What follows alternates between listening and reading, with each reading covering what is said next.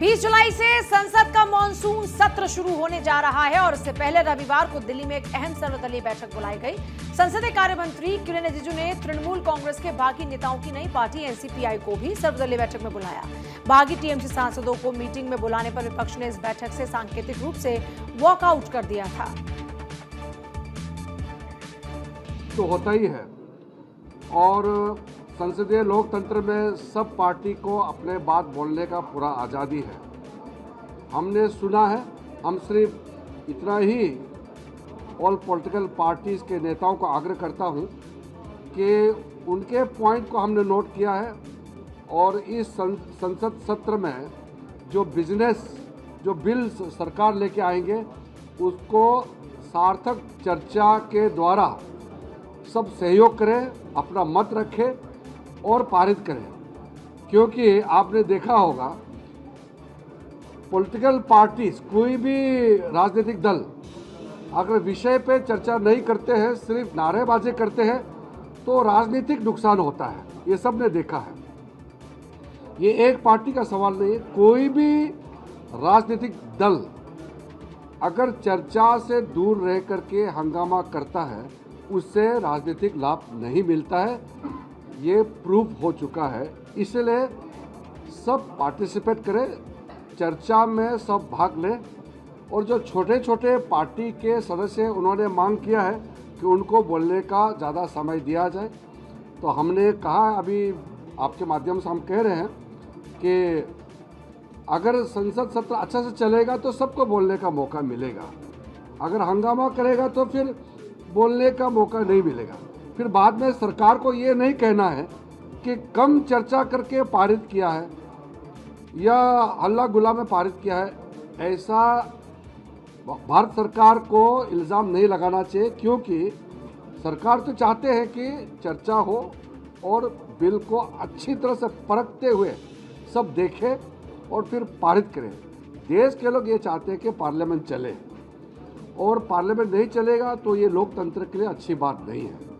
हमने पूरा ध्यान से सबका बात सुना है और कल जब हम मानसून सत्र के लिए मिलेंगे कई मुद्दे लेके आएंगे अपोजिशन पार्टी, लेकिन मेरा आग्रह है कि बाधित ना करें, अपना बात रखें जरूर, मगर संसद को बंद करने के लिए कोई ऐसा हरकत ना करे जिससे संसद का गरिमा को चोट पहुंचेगा और अपने पार्टी को भी नुकसान होगा।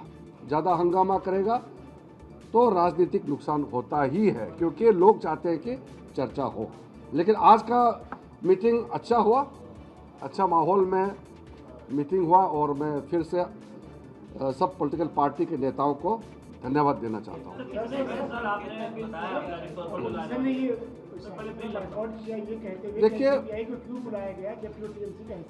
देखिए वो बॉयकॉट थोड़े समय के लिए किया है, औपचारिक था, मैं बुरा नहीं मानता हूँ, उनको अपना मत रखने का अधिकार है।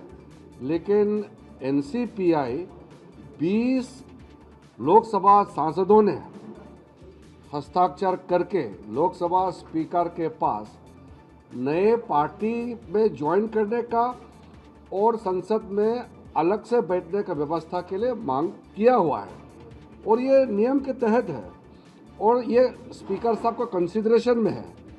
जब ये स्पीकर साहब का कंसिडरेशन में है और 20 सांसद है, उसको हम वंचित कैसे कर सकते हैं? लोकसभा सबका है, तो इतना 20 सांसदों को हम नहीं बुलाएंगे, ये कैसे हो सकता है? रिकॉग्नाइज करना नहीं करना ये एक प्रक्रिया है। लोकसभा स्पीकर का सेक्रेटरीट से जो होगा उसको मैं अभी कुछ टिप्पणी नहीं कर रहा हूँ।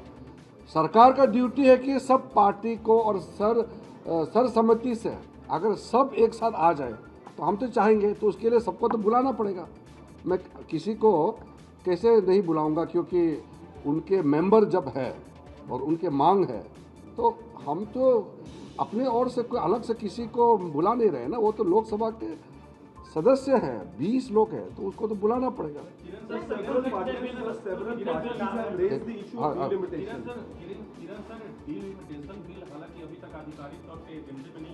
लेकिन अगर लाया जाता है तो आपको भरोसा है कि और पार्टियों का समर्थन आपको हासिल होगा? 2/3 बहुमत। देखिए, फिलहाल हमने 8 बिल्स का सूची बुलेटिन के माध्यम से सूचना दिया गया है, लोकसभा राज्यसभा सेक्रेटरीट से बुलेटिन निकाल करके दिया गया है। इस 8 जो बिजनेस है, बिल्स है, इसके अतिरिक्त कोई भी अगर हम बिल लाते हैं तो हम फिर बीएससी में इसका चर्चा करेंगे, हम बताएंगे, हम अपोजिशन पार्टी सबको बता करके बिल लाएंगे। अभी हम 8 बिल और बाकी महत्वपूर्ण जो सवाल होते हैं या वहाँ स्पेशल मेंशन होते हैं, 0 आवर में होते हैं, वो तो होते ही रहते हैं। हर संसद सत्र में हर मेंबर का अपना बात रखने का अधिकार है, लेकिन सरकार के बिजनेस के बारे में हमने जो सूची जारी किया है उसका अतिरिक्त और भी अगर आएंगे तो मैं बता दूंगा उसके लिए।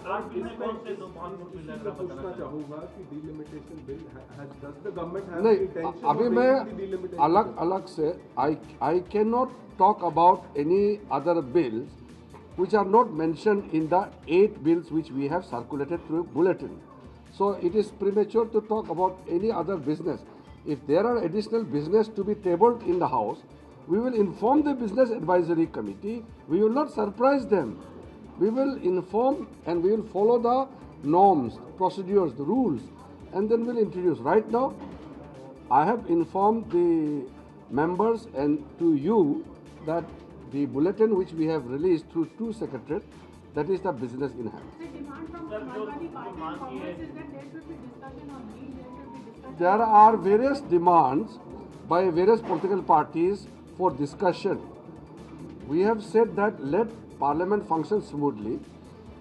Exactly what are the issues to be discussed, that has to be decided in the Business Advisory Committee.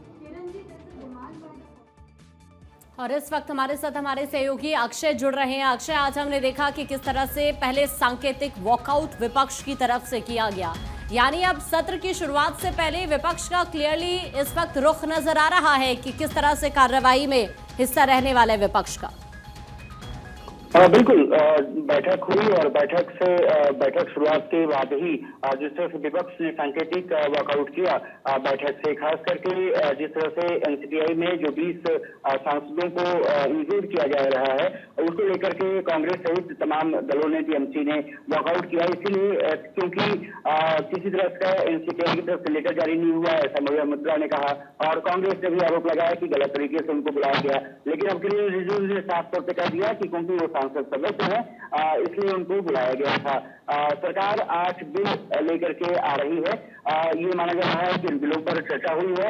विपक्ष का साफ तौर पर कहना है कि राम मंदिर मामला हो, इस्लाम का मामला हो, इसके अलावा रोजगार, बेरोजगारी सहित जो नीट पेपर लीक है उन पर चर्चा कराना पड़ेगा। मणिपुर का भी इश्यूज भी विपक्ष ने उठाया है। अब देखना दिलचस्प ये रहेगा कि सरकार इन मुद्दों को लाती है या नहीं लाती है, उसको सवाल जवाब होते हैं या नहीं होते हैं, लेकिन 8 विधेयक अब सरकार लाने जा रही है।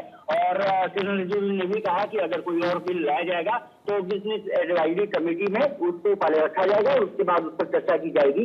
जो विधेयक सरकार लाने जा रही है तो आयकर में संशोधन विधेयक है, सुप्रीम कोर्ट में संशोधन विधेयक है, न्यायाधीशों की संख्या को लेकर के, जन्म और मृत्यु पंजीकरण संशोधन विधेयक है, इसके अलावा राष्ट्रीय सम्मान के अपमान की रोकथाम जिसमें कि वंदे मातरम को शामिल करने सहित ये विधेयक है, और एमएसएमई सहित विदेशी अनुदान। बहुत शुक्रिया आपका फिलहाल पूरी जानकारी के लिए। कुल मिलाकर अभी से नजर आता है कि इस बार का मॉनसून सत्र किस तरह से हंगामेदार रह सकता है।